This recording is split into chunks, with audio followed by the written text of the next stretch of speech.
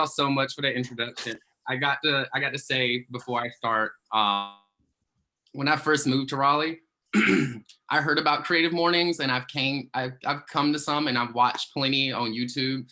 And you invite such collection of inspiring, uplifting people, and it's an honor to be one of those people to come and speak. Thank you for the invitation. I never thought when I moved to Raleigh that I would eventually be doing one, to be honest. So I really, really appreciate that. So for those who don't know me, I'm Trey Roberts. Who is Trey Roberts? I am the Community Engagement Manager at Dix Park Conservancy, co-founder of Raleigh Pride, and founder of Trey Roberts Presents. And today the topic is on invisibility. And I thought the perfect thing to talk about around that topic is to talk about my concept and definition of microverses. These are something that surround us every day and often get looked over. And I think I would like to shine a light on what is a microverse and how they can influence and make our community better. I've told you I wanted to introduce to you the concept of like microverses and how they are something that we look over all the time. And they're something that exists around us and that we all realize it.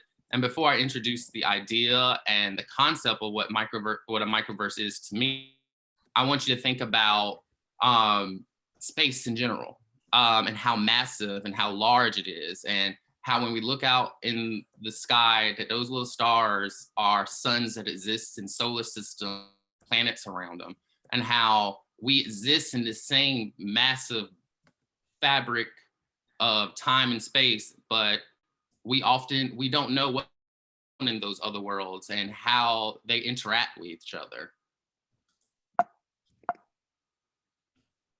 So to start off my definition and introduction to microverses, I thought I would introduce to you the microverse that I live in. What exists in my microverse? So the first thing that exists that makes up and shape the universe that I live in, the microverse I live in, is my native heritage. I am a member of the Halawasaponi tribe. There are about 3,800 members of the Halawasaponi tribe in North Carolina, and it's the third largest tribe in the state. We mainly reside in Halifax County in a home base of Hollister, North Carolina, which also Hollister makes up a part of my microverse. Hollister, North Carolina was where I was born and raised, and I lived for 25 years before I moved to Raleigh.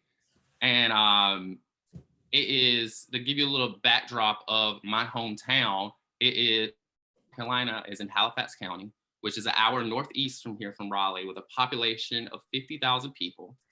The Black population is 50%, and the Native population is 5%, with Hollister being the home base for the Halawasaponi tribe. And if you do the math, it makes that the majority population being Black and Brown and Indigenous people. Just to give you an idea of the access I had growing up there, currently in 2021, 58% of the households there have broadband internet service. I did not have high-speed internet service growing up until 2012. And I remember getting an Xbox one year, and I really, really was excited about having it. And you had to have high-speed internet to even get it to work.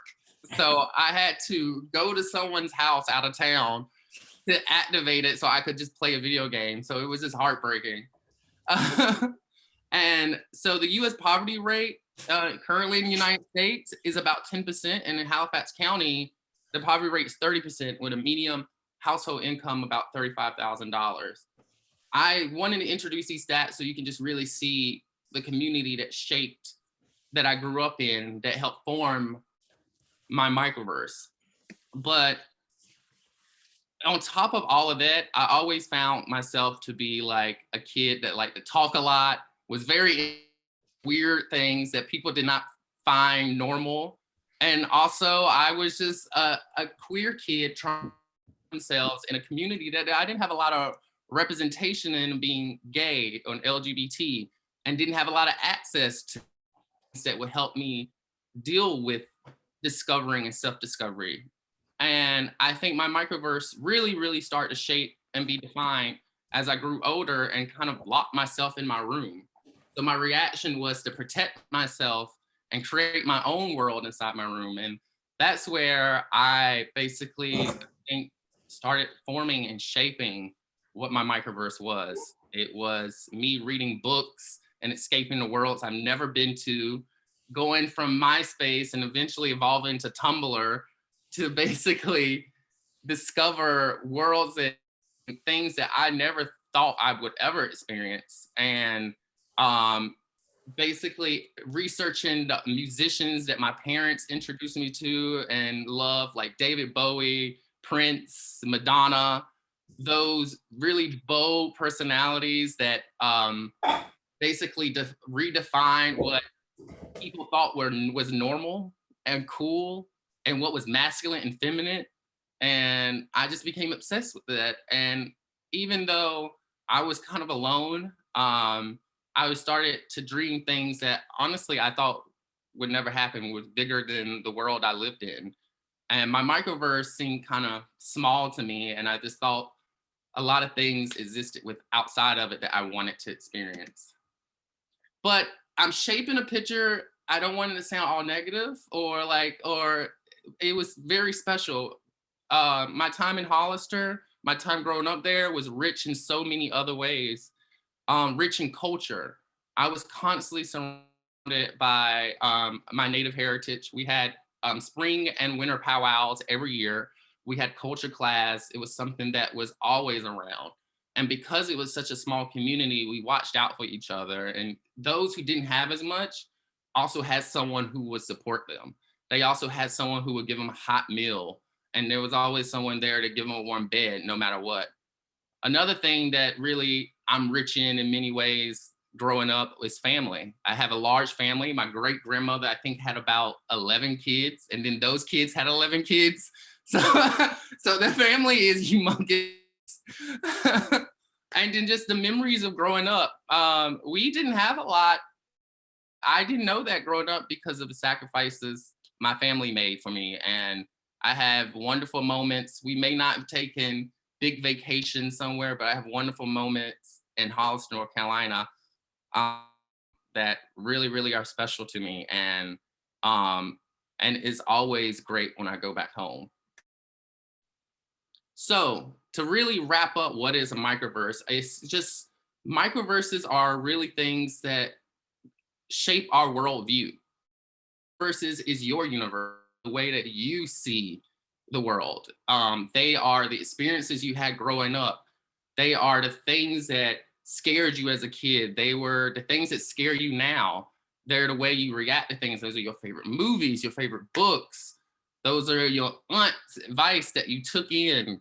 Like the microverse is the universe that you create around you.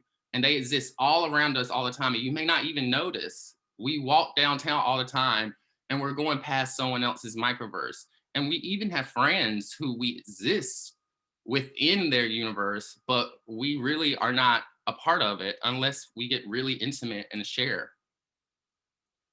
So I really want some participation from the audience. Don't make me look goofy up here when I ask. I want to take a time and I want to give spotlight to your microverse. Like what helped shape you, who you are. And it could be something small. It doesn't have to be intimate. It doesn't have to be too revealing. I'll give another example of what you could share from my microverse. Something that shaped my microverse was when I grew up, I was obsessed with the movie Scream. I saw it when I was 5 years old. My family did not censor much from me, but they did teach me what was wrong about the movie. Don't worry. But I was so obsessed with that movie. I watched it so many times. My mother says I went as Ghostface 6 years in a row. But I remember going 4 years in a row. I'm pretty sure she's just exaggerating. But my love for Scream ended up my love for movies. And I constantly watched that movie over and over again. And my love for movies grew into expanding to different genres. It went from to me loving La Dolce Vita, to me loving and expanding my worldview and my microverse by absorbing all these films, so much so that I love movies so much. The Oscars is my Super Bowl. And I now own like 600 movies, physical copies of movies that I don't have space for anymore. So that's a little example of what you can share. I'm gonna kind of let whoever wants to share something, share it right now. Yeah, we are getting a couple people in the chat who have spoken up. Danielle said travel and living abroad. Erica mentioned music, and I was going to say the same thing. Like my dad really like drilled in the importance of like of just music and his passion for music. And I remember like sitting in the driveway with him after we would get home, and we would just sit there for another 90 seconds letting like the song finish. And that now ties into some of the work that I do today and just ways that I like calm myself down. So that's my example. Thank you. Yeah, it looks like we have Taylor said books in the chat. Nathan and Jenny said theater and plays, like puzzles. Great. Oh, we got someone right here. Animals, pets and those in the wild, political and horror movies. Got another. I can't believe you watch Scream that young. That cracks me up. I have one. Go ahead. My creativity. Ever since I was little, I've always, if I saw something, I wanted to know how to do it.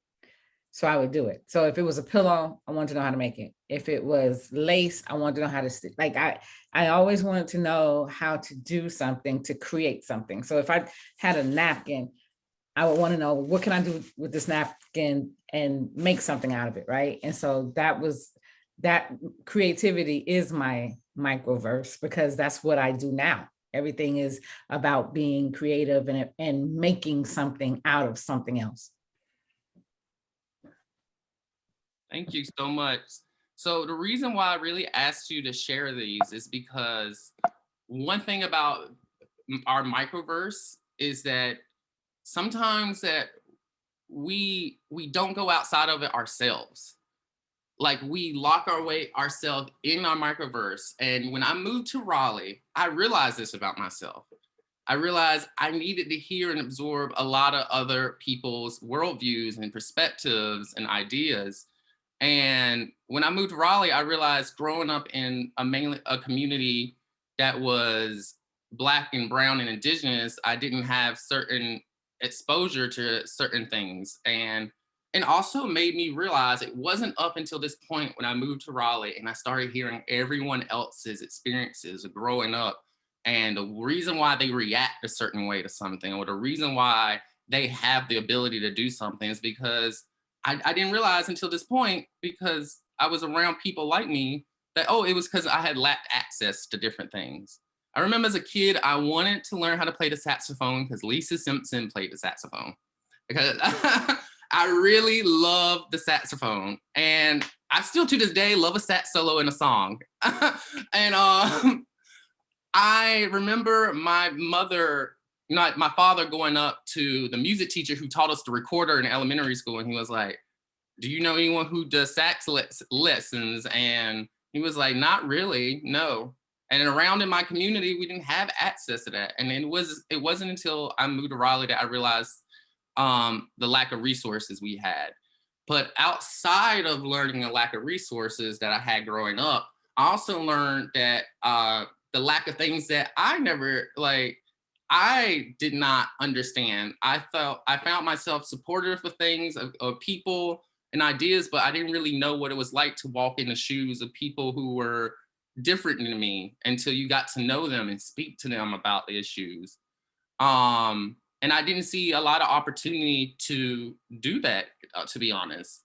So my reaction to that was I wanted to make it my goal to uplift and showcase what it was like to exist in someone else's worldview and to find a way to support the mission in someone else's worldview. So whenever I saw someone using the time and energy to educate and showcase, I pay attention and we work and collaborate together to make that happen. And that's what Trey Roberts Presents became. So Trey Roberts Presents started out, my very first event was a reaction to DACA being receded. And I worked with El Pueblo to do an all-day music festival where the musicians performed for free And the $5 door donation went to Pueblo's youth programs to help advocate for themselves. We ended up working together to do a letter writing event where we got 100 letters sent to the North Carolina General Assembly to prevent any political attacks on the documented community in Raleigh, in North Carolina. And I worked on doing film screenings. One of my big things, as I told you, I love film, is wearing film screenings and hosting dialogue about what was the worldview and what was the life experience that we witnessed in that film, and what we can walk away and learn from it. And then from there, it really evolved into something else, because I did not just want to also discuss the hardships in our lives or exploit those hardships in our lives just to make a message be seen. I think it was very important for us as Black and Brown and Indigenous people to also have a place to celebrate, because and collectively have a place that was joyful, because joy is liberation. And that's where it expanded into a series of events and parties that celebrated the contributions that Black and Brown and Indigenous people had on the culture of Raleigh that was not being seen, especially in the nightlife. I brought in Black and Brown DJs, musicians. We celebrated trans artists. We created a place of dance and joy and liberation.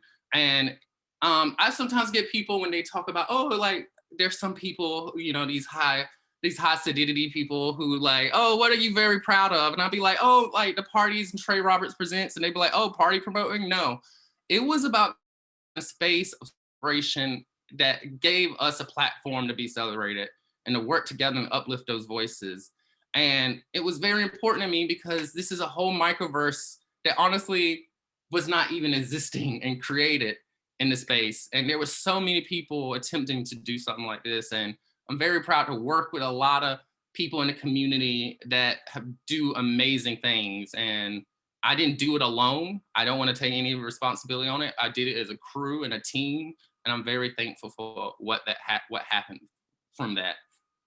And one of my favorite events was, to give an example, what we did, I worked with an artist named Zen So Fly to create the Opulence Ball. The very first one happened at Transfer Co. Food Hall before it was in the middle of construction, before it opened. And it was a celebration of Black and Brown queer people that led to the legacy of queer liberation at Stonewall. I just want to remind all LGBTQIA people that it was Black trans women that led to liberation on Stonewall. They led our fight and they continue to lead the fight, and they should be continued to be supported. And this event was just a place for us to be celebrated, walk a runway, feel good about ourselves, and to dance. So that ended up going into trying to expand our worldview on the queer community. Comes forth Raleigh Pride. Raleigh Pride was founded in 2019. Our first year, we raised $30,000 for the LGBT Center of Raleigh. Sadly, after that, we got hit with COVID. So now we have to, like, for 2 years in a row, we have to rebuild from the start again, but we plan on keeping on. Roxanne, I need to give props to Roxanne. She was working at the Dairy Chocolate Factory at the time, and I like to say the Dairy Chocolate Bar is the bar that started it all. She wanted to basically create a chocolate bar that portion of proceeds were donated to support the LGBT Center programs. And this is an example of someone in a microverse that wanted to expand the microverse, support other people. And she brought in me and Josh for advice. And then all three of us got together and created like this great month-long series of events. I believe we had 40 something events. We had 30, I think it was 40 something participating businesses donating sales percentage donations. And we had about 30 events that happened. And they happened all around the city. And it was very important to us to make it community ran, because we wanted the community to feel ownership of it. And one of the goals of doing this Raleigh Pride was to not only celebrate LGBTQIA community, but the intersections in those communities and where they intersect with when it comes to gender identity and race. And it was a very big part of what shaped Raleigh Pride, and also is a very big part of my mission on expanding Raleigh's multiverse, microverse. I'm excited for Spider-Man, sorry. So now I want to talk about the thing that I'm the most proud of, which just happened recently. I started at the Dix Park Conservancy in 2019. And one of the big things that drew me in was I was told this idea by Alina Ewan. I just want to shout her out about, oh, you know, Dix Park used to be hunting and gathering space for the tribes around the park that used to live around the park. And she was like, I really just want to host a powwow there. So I latched onto it. I tried to fight for the job just because of this thing right here that I really, really do.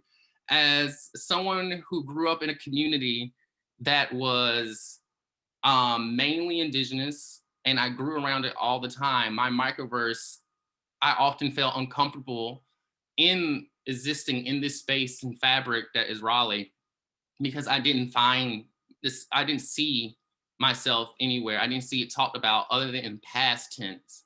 And I knew there were people living in Raleigh who were Native. And I just want to take a moment to give visibility to the existing living cultures of the 8 state recognized tribes in North Carolina: the Coharie, the Eastern Band of the Cherokee, the Hallawasaponi, the Lumbee tribe of North Carolina, the Meherrin, the Saponi, the Okinichi, and the Wakamasuan. And just to shout out that the Cherokee are fairly recognized. All the rest are state recognized. But I worked with the Triangle Native American Society to basically identify Native people that lived in Raleigh. We had 5 people join our planning committee, including myself, and they represented 3 tribes in North Carolina, and we organized the Dix Park Intertribal Powwow that happened October 30th, 2021. We had about 4,000 to 5,000 people come out throughout the day. We had representation from all 8 tribes as vendors and dancers and performers. We had about 70 people dance, including kids, babies coming out with their parents dressed in regalia. And I went to showcase a moment that I was able to show my microverse off to Raleigh. So this is a video that I want to share.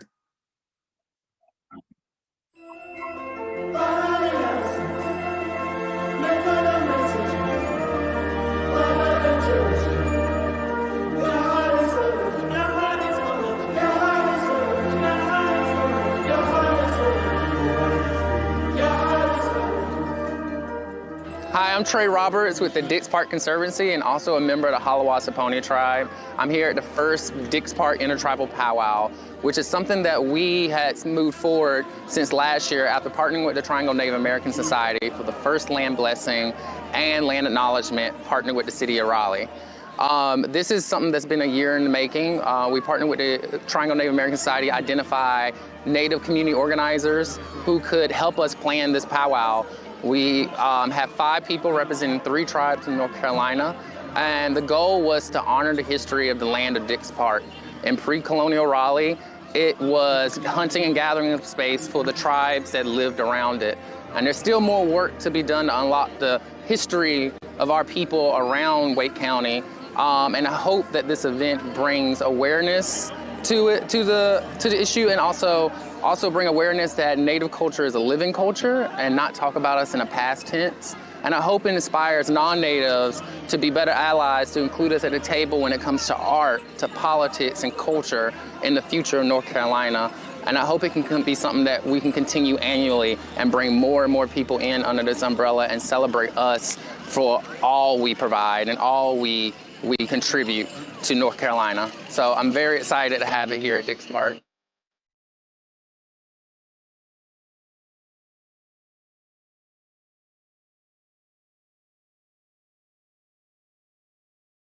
Yeah, Pipi, good day. My name is Olivia, and I'm here at the first annual first annual Dix Park Powwow, and we're having a great time. We've had an awesome turnout. I'm so surprised at this turnout between the spectators and the dancers and the vendors, and I so look forward to doing this again.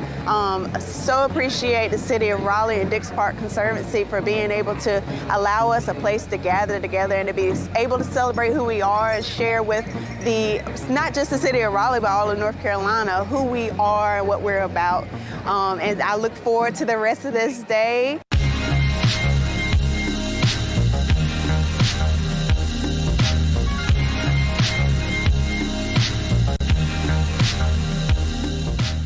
Hey, how y'all doing, guys? My name is Brandon Locklear. I am the head dancer here at the Dorothea Dix Powwow, the first annual Dorothea Dix Powwow. And it's an honor to be here. Great atmosphere out here, and just love the scenery, man. It's the first annual. A lot of drums showed up, a lot of dancers showed up. I just like to start off by saying that was just a big honor in being the head dancer here as for this powwow and event. The committee was very awesome, very respectful people, everything being in order, and nothing to really complain about, man. I love it. It's an awesome place to be. I will be here next year if the event is to continue, and it will be another honor if I am to be head dancer again for next year.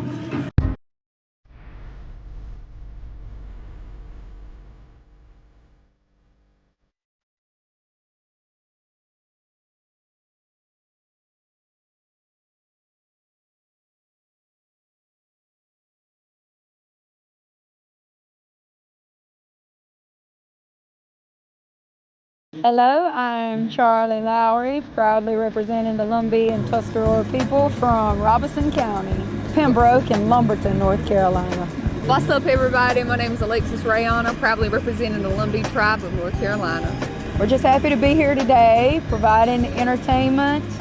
It's nice to incorporate some, some contemporary culture here today with the powwow, and inviting us as Indigenous musicians to share contemporary and traditional music.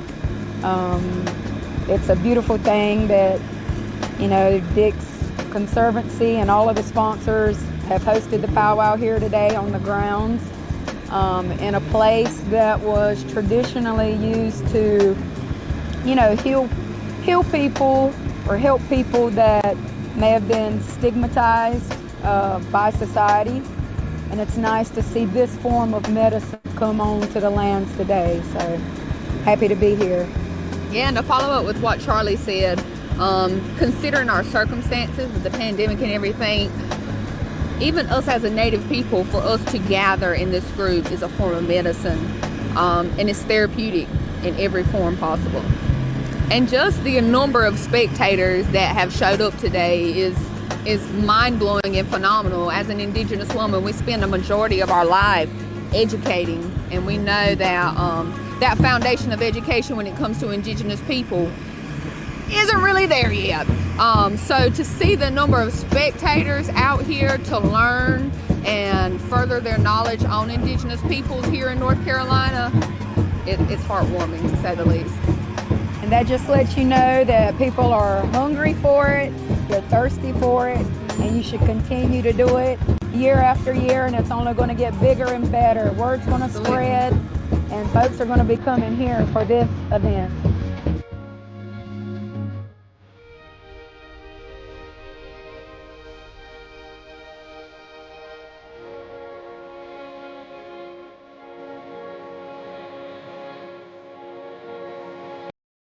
So thank y'all for sitting through that. So I kind of want to wrap up everything that I've been saying today, and what I want you to walk with. I just want you to know that all around us exists a different worldview, a different microverse that look like our own, and that they don't have the same experiences and we had, and as we progress through our life, this is our duty to make sure that we expand and make room for all of us to exist by making sure we're creating and not absorbing room for others. Everything that motivates me in my work at Dix Park Conservancy, Raleigh Pride, Trey Presents is about pushing myself to include and showcase a microverse that I don't see often in Raleigh, including my own. And whenever I see someone putting in the labor and the time to make their world seen, I try to make note. And if it's unique to me, it's unique for so many others. And I make it my job to be sure it's seen. If you go about your daily life feeling that void of representation, the loneliness, and the discomfort in the space your microverse exists in, then you not be absorbing rather than expanding. So I would really like to leave with a few words by someone who's way more eloquent than me to close off this event. And I want you to walk away with it and going into the new year and follow the advice of Maya Angelou. There's an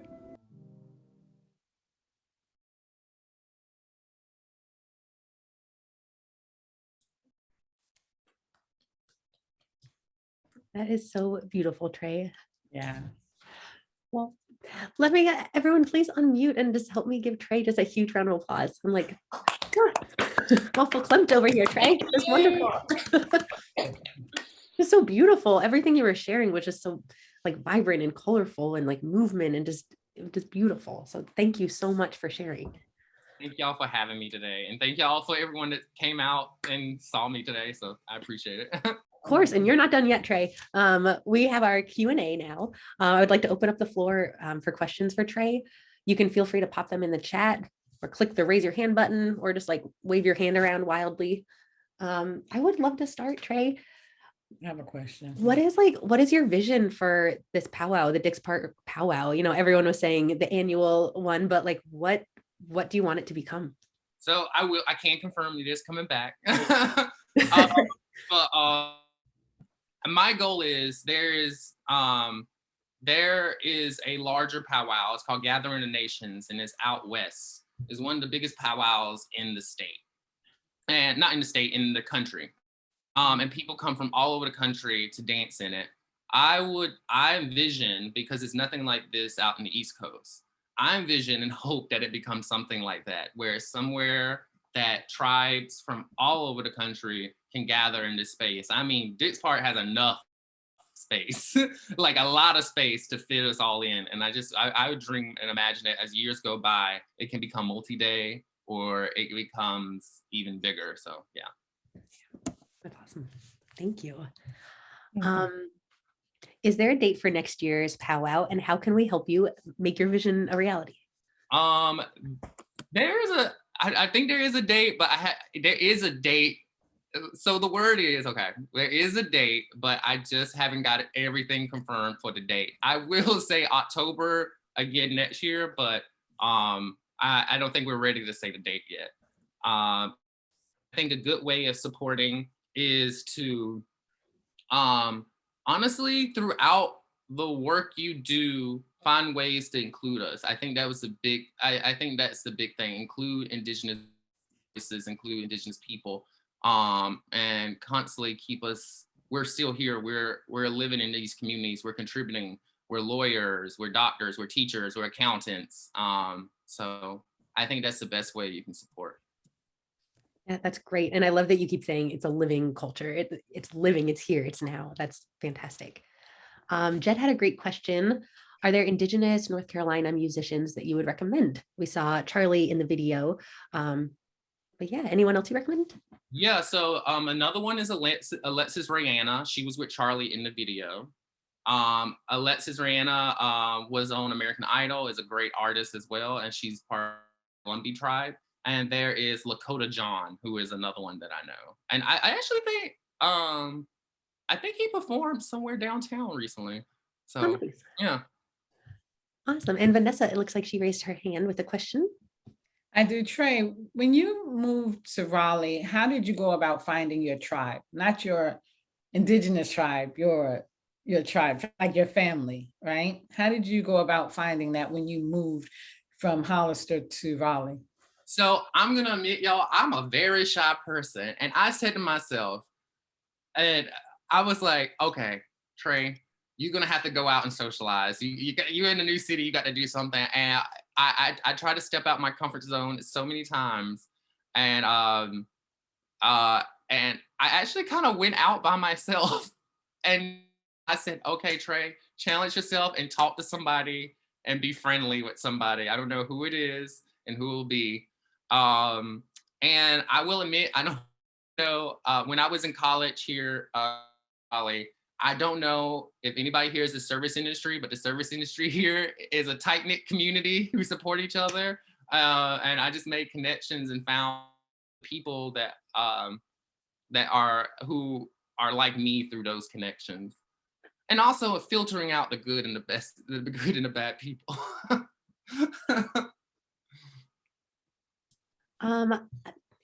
I got another question for you. So how did you mention that you were a queer kid growing up in your town? How did your community like handle that? It sounds like you were open with it from a young age.